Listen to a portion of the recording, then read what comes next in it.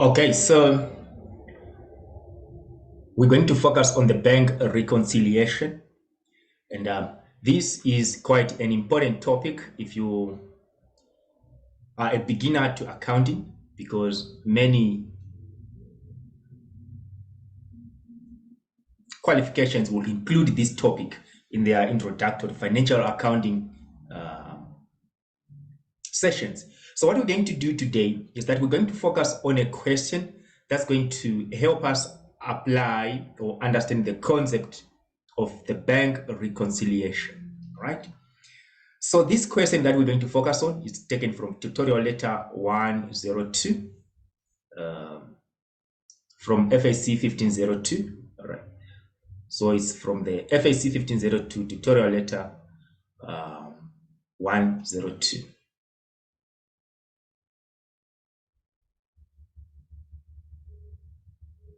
Right, and this is question 2.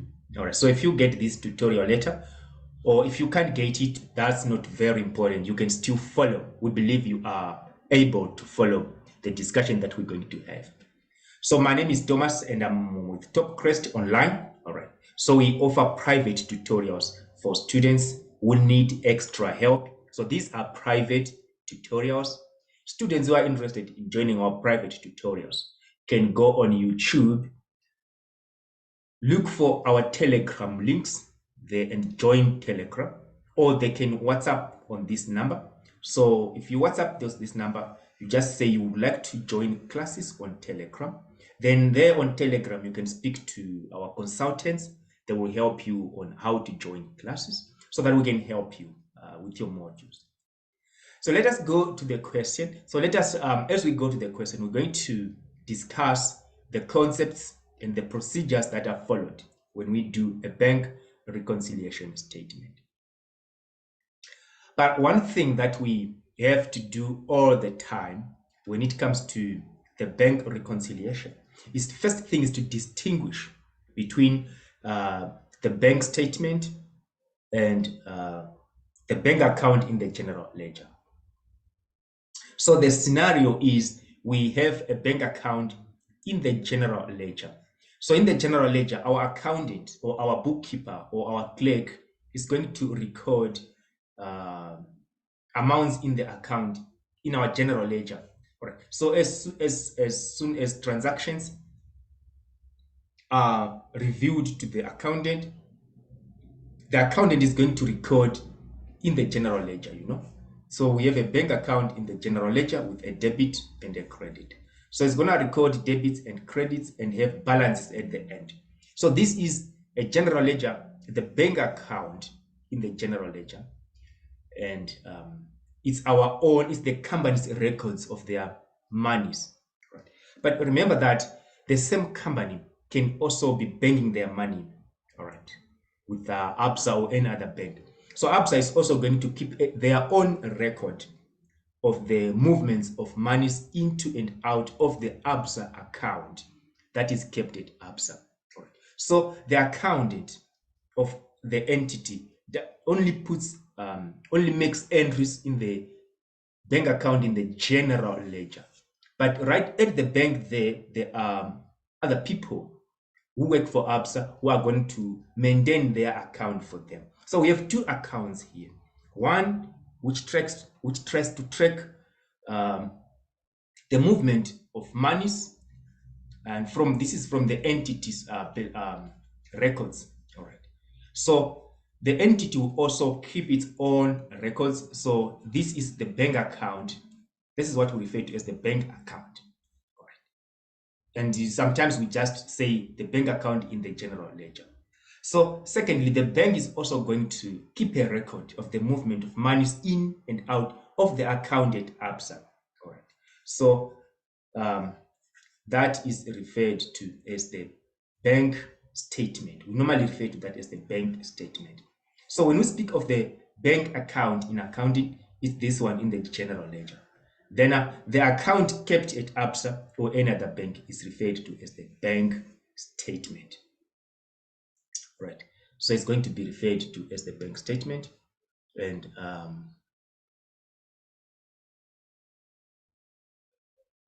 Right, so from there now let's get started and go directly to our question. So what happened here is that we received a bank statement, right, from for October 2001. So the name of the company is Wise Limited. So Wise Limited is doing business and it has opened a bank account with one of the banks. So at the end of the month, the bank is going to send a bank statement. So what is going to happen here is that the accountant is going to compare the entries that are made in the bank statement. So the accountant is going to compare the debit entries are going to be compared against the cash payments journal. And the credit entries will be compared against the cash receipts journal. And we're also going to compare the totals at the end, right? To see, so if there's a difference between these two, we need to find out why is there a difference between our own record of our monies and ABSA's record of our monies. So that will lead us to a bank reconciliation. We are trying to reconcile those two amounts, right? So we're going to take you through the steps. So this is what the bank has prepared and sent to us. So we'll demonstrate to you now how that is going to be used. Meanwhile, our own cash clerks, okay, so was updating the cash receipts journal. All right. So this is all the monies that have been updated. So we have money received from a debtor, right? We recorded that. So far we have all these amounts recorded. All right. All right. For in a cash receipts journal, then in the cash payments journal, this is all what the clerks have currently recorded. All right. So there's a good chance that what we have recorded here and what we've recorded here, some of these are going to be different from what is recorded by the bank. All right. So when we go to the bank statement, we can see differences between what the bank has recorded and what we have recorded. So the first job is to update the cash journals. All right. Because we update the cash journals because the amounts in the cash journals may be insufficient, may be incomplete. In other words, there are other transactions which have not been recorded in the cash journals. So we need to update the cash journals. And how do we update the cash journals? We do that by looking at any amount that is recorded on the bank which we haven't recorded. All right. So we're not going to go into the details of those what those things could be, right? And so when you update your bank account, your what is this? When you update your cash receipts, you normally you're required to start with a, it's not an obligation, but you can start with a subtotal. All right. So what you can do is to add up what is already recorded. Okay. So far in our journal, in our cash receipts journal, we have recorded 320, right, which is this amount, plus 547, right, plus 510, plus 484, plus 253. So far we have recorded a total of 2114. So instead of us having these entries, we can have what we refer to as a subtotal. And then we have a subtotal of 2114. So that subtotal is also referred to as the provisional total, or not the final one. So we have a provisional total. Then from the provisional total, we can now update those receipts which are on the bank statement but are not recorded in the cash receipts. All right. And then we also come here, we get a subtotal. I'm not going to do the calculation. And then from the subtotal or provisional total, we're going to add those things that should be added in the cash payments journal, which are not yet updated. So the process of updating is very easy. It's not difficult at all. It's very easy. So what do we do to update? Okay, so we go to remember the cash receipts journal is going to be on the credit side. We said we compare the credit side of the bank statement, the cash receipts journal. Then we compare the debit side with the cash payments journal, right? Okay. So if we want to update the cash receipts journal, we have to compare it with the credit side. So let us have a look right there. Okay, so we want to see, because we have a check, all right, a payment received from this guy is 320. So I want to see if this 320 is also there, right? So we actually see we have a 320, right? So we have ticked this off because it appears on both. Then we go again to this, okay, 547, 510. Then want to see if the bank has captured that. So we have 547, we have 510. So these are amounts that appear on both the journals and the bank statement. So we do the same for 484, right, and 253. So we have 484 is here, but not 253, right? So we come here and say everything is there, right, except this 253. So this 253, as you can see, was actually money received on the 29th. So maybe the bank hasn't updated the bank account yet. By the time they send us that bank statement, they had not yet done the updating. All right. So an item that appears in the cash journals, right, but does not appear on the bank statement is going to be reflected in the bank reconciliation statement. So let me repeat that because it's very important. Firstly, it appears right on the journals, on the cash journals. Secondly, it does not appear right on the bank statement. Then it means it has to go to the bank reconciliation statement. All right. Then if there is something that appears, if there's something that appears in the bank statement, so it appears in the bank statement, but it does not appear. So it does not appear in the cash journals. Then the correct treatment is that we're going to update the cash journals. The only time we do not update the cash journals is if something appears on the bank statement, but it's actually an error the bank made. Then we cannot update our cash journals with the errors that the bank has made, right? So let us go through that and try to see if we can make sense of things. So we have identified a figure here that is going to the bank reconciliation, right? Now let's see if we can update anything. So there's a 1,200. Right. So one of the customers just paid directly to the bank, and we haven't updated this yet. All right. So it's a direct transfer. Right. It's 1,200. Now what do we need to do? We know that we received this money, but it's not yet recorded in the cash receipts journal. Right. We also have this deposit of 700, and we don't see it in the cash journals. So there's a chance that this deposit was not recorded in the cash journals, or maybe it was recorded in the previous month in the cash journals because remember, these are cash journals for October. So it's possible that this amount here was recorded in September.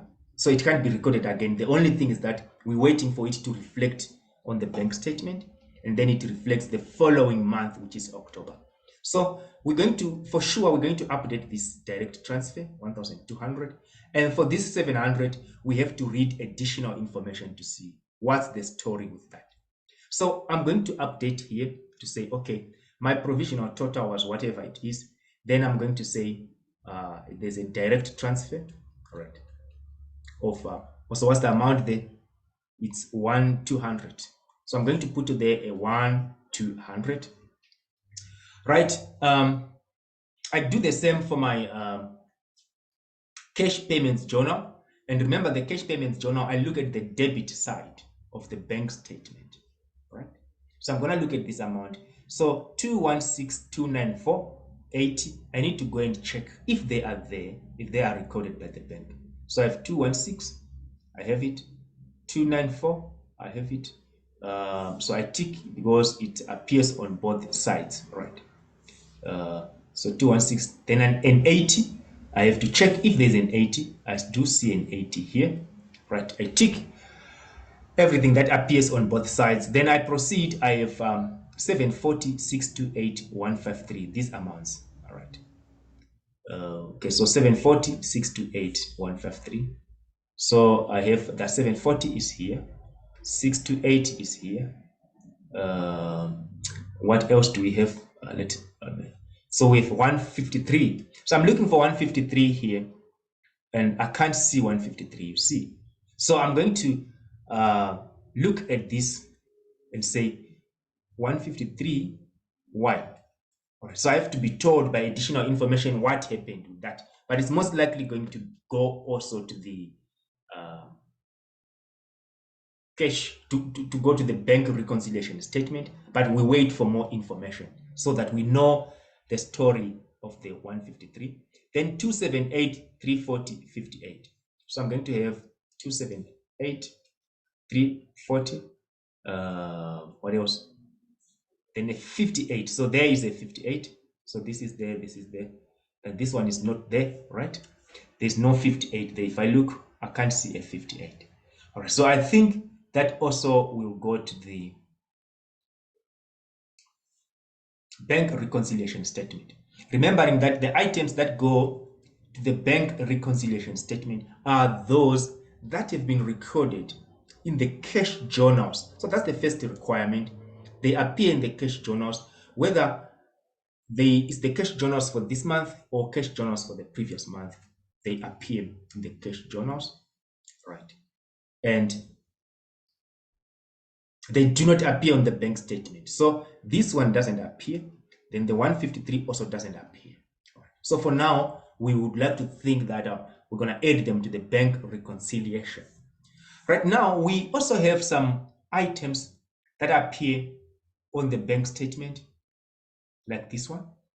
And we need to know why it doesn't appear. Because if it's a legitimate transaction, we have to update the cash journals. So let me repeat, if a transaction appears on the bank statement, but not on the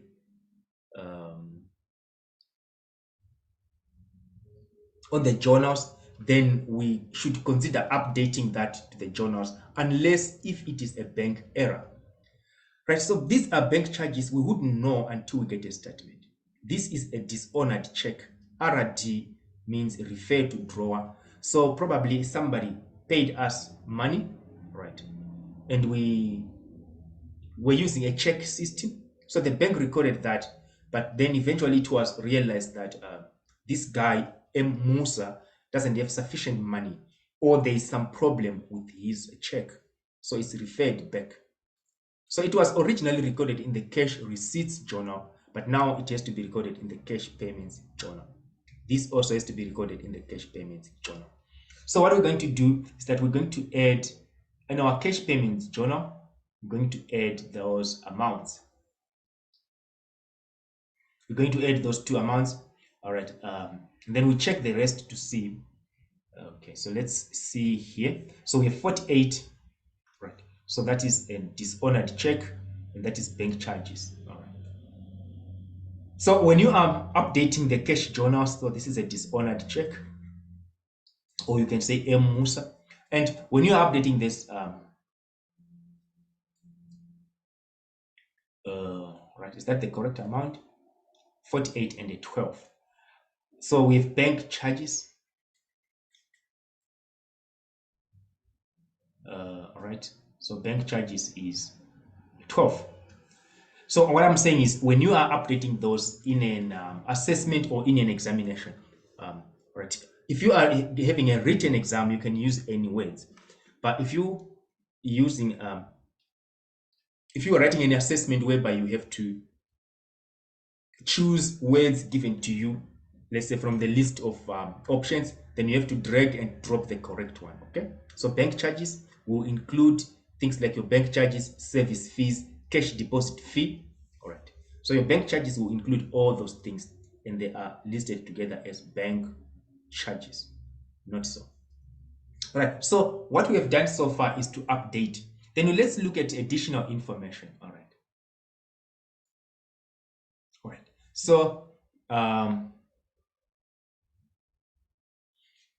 so this is what was outstanding in September. All right. So in September,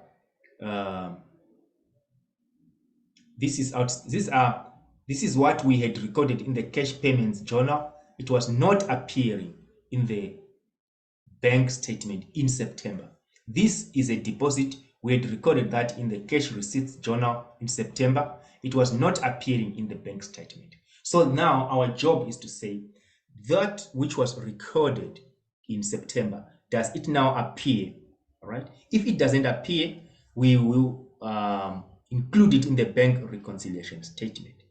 So let's check these two, 162 and 250. Do they appear on the debit side? 250 does appear, so yes, we are happy. But this is still not appearing, all right?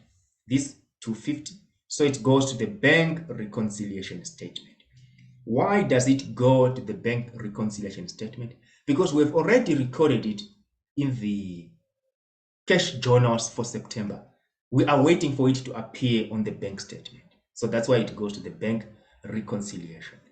If it was a case that is already appearing on the bank statement, but not on the cash journals, we simply update the journals, right? Then this 700 is going to be, we check on the credit. So there it is, right? So it's a September deposit, right? So the only amounts that go to the bank reconciliation is this, where is that amount? No, it has to be here. This amount here is of 253. It's called an outstanding deposit because we deposited, but the bank has not yet updated that. So it's an outstanding deposit. And these amounts here,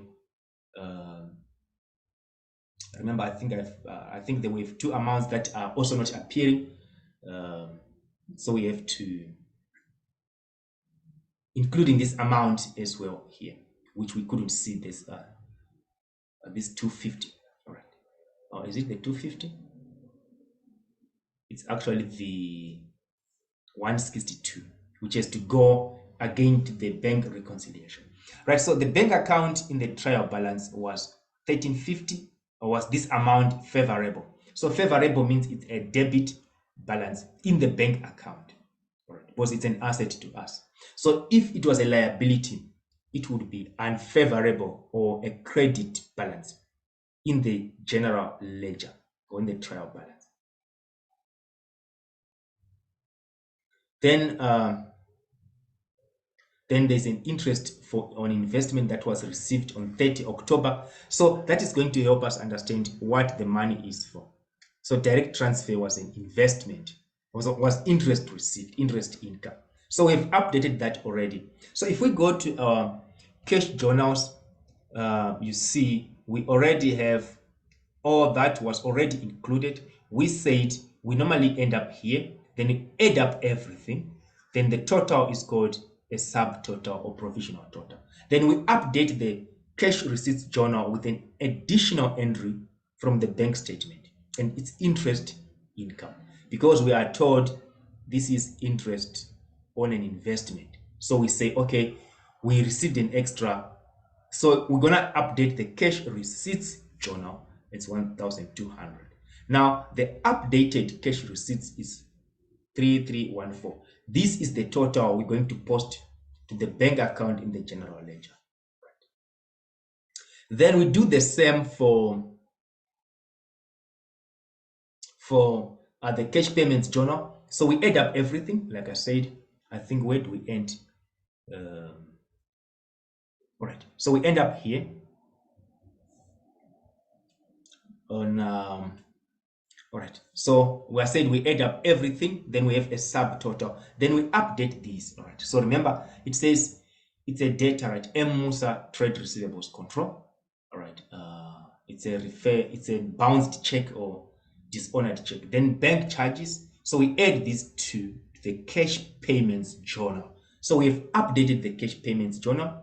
It's now 2847. So these two amounts that we have, so we have 2847 for the cash payments journal. We transfer this to the bank account. And because cash payments journal, we are making payments, right? So if we update our bank account, cash payments journal total will be on the credit, because when money goes out of the bank account, we credit the bank account. When we receive money in the bank account, we debit our bank account in the general ledger, right? So we're going to put the total of the cash receipts journal on here, right? And the cash payments journal on there. But remember that we were also given a starting balance, right? So our starting balance at the beginning of the year, or not beginning of the year, beginning of October, is obviously the balance brought down from September. So the balance brought down is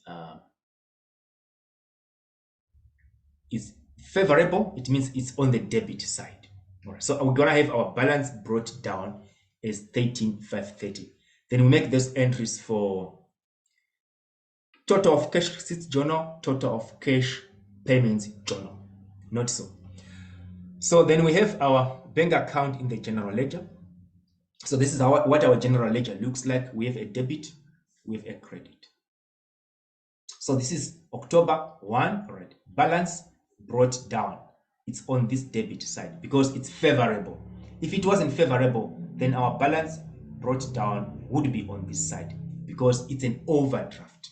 But here we told it's favorable. So the balance brought down is going to be on the debit. Then these are the total payments from the cash payments journal. Remember, we updated that. So the updated figure, which we have here, is 2847. This is the updated figure. So we're going to put it here. It's a payment. Then the total receipts, we updated the cash receipts journal, this 3314. So what we're going to do now is that we've made complete entries. We need to balance the bank account. So how do we balance the bank account there? We're going to say the bigger side provides the totals. All right. So the bigger side is obviously the debit side here in this particular case. Right. So then the smaller side provides the balance. All right. So this the balance carried down is on the smaller side. It's carried down to the or carried forward to the following month. So this is now the month of November. So the balance brought down in November is 13,997. Carried down from October. All right. So this is how we prepared our bank account. So if I can remind you of a few things that you might need to remember. All right. We have already spoken about them. So the first thing is that there's a difference between the bank account, all right, in the general ledger, all right, and the bank statement, which represents the bank account in the banking institution. These two are different. So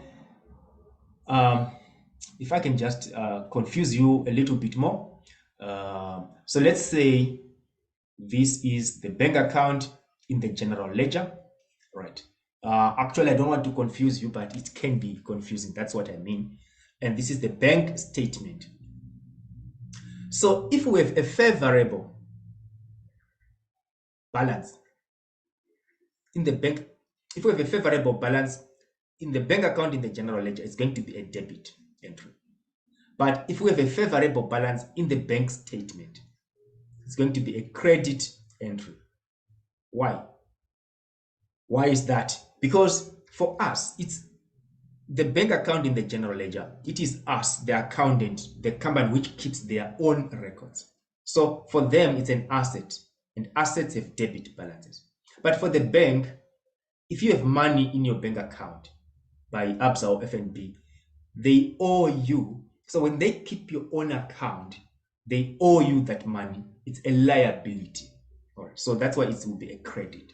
If you have money in the bank account, in the bank statement or in the bank account at the bank keeps your records. So you are a creditor, right? They owe you that money. So that's why it's a credit balance by the bank statement, but it's a debit balance by you. So favorable balance means debit because it's an asset for us when we keep our records. But for the other guy, it's a liability because it's not their money. They are keeping our money on our behalf. It's a liability. That's why it's a credit. So if you hear the word favorable and it applies to the bank account in the general ledger, no, it's debit. If it is favorable, then if it applies to the bank statement, it's a credit. Right? And this the reverse is true. If this is unfavorable, this is going to be a credit because it's a lab, it's an overdraft. Here it's going to be a debit because for the bank, when they keep their records, if you owe them money, then it's their asset. Right? So that's why when the bank keeps your account, they recognize it as an asset. All right. So one thing that you need to remember. All right. So the second thing that you need to remember is what are the items that we put in the bank reconciliation statement. So these items have already been recorded in the cash journals. That's the first requirement. Whether it's this current month cash journal or the previous one, but they've already been recorded. Secondly, they don't appear. They don't appear on the bank statement. And so now we're going to prepare a bank reconciliation statement and enter those amounts or enter those transactions which are not yet captured. So those are the kind of transactions which go to the bank reconciliation statement. Right. Then the amounts that are going to be updated in the cash journals. All right. Firstly, they appear on the bank statement. So they actually appear on the bank statement. That's the first requirement. Secondly, they don't appear on the cash journals for this month or for the previous month. They don't appear. Thirdly, they are correct transactions because some transactions may not appear in the journals as a result of the bank having made an error. Apologies for that. So when the bank makes an error, we cannot update our records with the error the bank has made. We wait for the bank to rectify the error, but that error in the meantime will be reported in the bank reconciliation statement. So now let's go to the bank reconciliation statement. What items are we looking for? Those that have appeared in the cash journals but don't appear on the bank statement. They are going to appear on the bank reconciliation statement. So if you want to remember those items which appeared in the journals, unfortunately, I've been ticking off everything here. So, but you remember that this does not appear. It's an outstanding deposit. This amount here did not appear. Those two amounts here. So we got an amount that doesn't appear. I think. Right. I forget what these amounts are, but we did speak about them as well as this amount here, which was recorded in the cash journals previously but doesn't appear now. We still need to put it again until it becomes a stale thing. So when we prepare the bank reconciliation statement, we normally start with the balance per bank statement, right? Oh, it's not a requirement that we start with that, but that's the way it's taught in most ways. So we're gonna follow that. Right? So when we prepare a bank statement, rather a bank reconciliation statement, we start with the balance. So this is a favorable balance, right? Which means that it's going to be a credit entry in the bank reconciliation. This is the bank statement. So according to the bank says they owe us 14,117. So to them, right, it's a liability. That's why we say it's a credit entry. To them, it's a liability. All right. If it wasn't a liability, it would be negative, which means that it will have a debit entry in the bank reconciliation. And remember that we now have a balance in the bank account. Remember that we have a balance in the bank account of 13,997. So we have two balances here that we want to agree because in our bank account, which we keep in the general ledger, the balance should be 13,997. Okay, but in the bank statement, the balance they say it's 14,117. So these amounts should be reconciled. So because they are different, we're going to prepare a bank reconciliation statement. So like I said, we start with this amount. All right, so that's where we go. So we start with the credit balance, which is favorable. Remember, the bank statement. I said if the bank statement is favorable, it's a credit balance because the bank owes us. So this is what we have. So we have a debit and a credit side for the bank reconciliation. Then outstanding cheques are going to be debited. All right. So remember we have that 162. Remember that it's still not appearing from September. And then we're also going to include these two which do not appear also in from the cash journals for October. So remember we tackled these two, right? So these are outstanding cheques. They're going to be debited, or we're going to enter them on the debit side of the bank reconciliation. All right. So that is what we're going to do. And remember this outstanding deposit, which we spoke about, if you remember, this 253, it's going to be credited. So all deposits are going to be credited. All outstanding cheques are going to be debited. So you must pay attention to that wording because the examiners are going to test you. They say debit outstanding cheques or credit outstanding cheques. Remember, you have to drag and drop. So you have to choose the correct wording. You debit outstanding cheques. They are debit entries. Then you credit outstanding deposit. Then you put it as a credit entry. Then our bank account is a debit balance. So it's going to become the debit side. If it was a credit balance in the bank account, it would come here as well. So if you do that, you see that our amounts balance. So what are the reconciling items here? The reconciling items are the outstanding cheques, right? The outstanding cheques and the outstanding deposit. So these four are the reconciling items. So what that means is, well, the bank is 14,117 as the account because it hasn't subtracted these payments yet. So these are cheques that we give customers, suppliers rather, and these suppliers have not yet claimed their money from the bank. But for us as the company, we've already recorded. When we give a supplier a check, we record that. So for us, we've already recorded. The bank hasn't recorded. So we say, if the bank has this balance and they subtract this, which we've already subtracted, and also add this amount, which we've already added in our journals, then their balances are going to agree. The balance in the general ledger as well as the balance in the bank statement.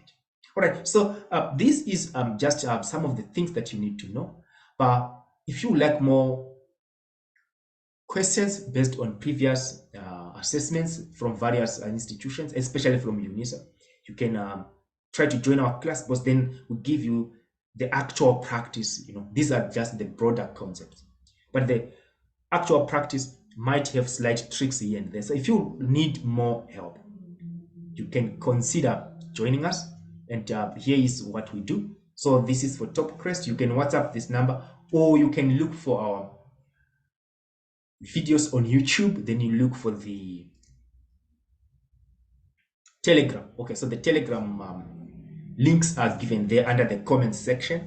All right, so if you want to join, you can join our Telegram groups and we can assist you. If you want to join our tutorials, private tutorials, you can also, you are welcome to do that. We will assist you.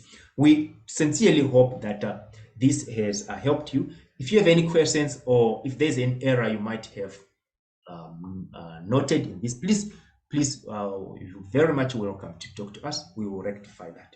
Thank you very much.